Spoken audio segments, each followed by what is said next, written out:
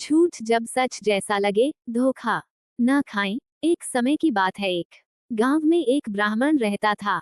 एक बार किसी परिवार ने उसे अपने यहाँ ब्राह्मण भोज पर बुलाया और दान में उसे एक बकरा दिया। बकरे को पाकर वो बड़ा खुश हुआ और खुशी से अपने घर जाने लगा। रास्ता लंबा और सुनसान था। रास्ते में ब्राह्मण के कंधे पर बकरे को देखकर तीन ठग के मन में उस बकरे को चुराने का विचार आया। तीनों ने उसे हथियाने की योजना बना ली। तीनों अलग अलग हो गए। ब्राह्मण के पास से गुजरते हुए एक ठग ने उनसे कहा, क्या पंडित जी एक ब्राह्मण होकर एक कुत्ते को अपने कंधों पर उठा रखा है आपने? ब्राह्मण ने कहा, अंधे हो क्या? कुछ भी अनाप शनाप बोल रहे हो? तुम्हें दिखाई नहीं देता ये कुत्ता नहीं बकरा है? इस पर ठग ने कहा, मेरे काम था आपको बताना, आगे आपकी मर्जी।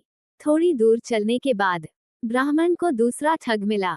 उसने ब्राह्मण से कहा, पंडित जी क्या आप नहीं जानते उच्च कुल के लोगों को अपने कंधों पर कुत्ता नहीं लादना चाहिए? ब्राह्मण ने उसे भी झिड़का दिया और आगे बढ़ गया। थोड़ी और दूर आगे जाने के बाद ब्राह्मण को तीसरा ठग मिला और उसने पूछा, पंडित जी इस कुत्ते को पीठ पर लाद के जाने का क्या कारण है? इस बार ब्राह्मण के मन में शक आया कि कहीं उसकी ही आंखें तो धोखा नहीं खा रही है। इतने लोग तो झूठ नहीं बोल सकते। और उसने रास्ते में थोड़ा आगे जाकर बकरे को अपने कंधे से उतार दिया और अपने घर की ओर आगे बढ़ गया।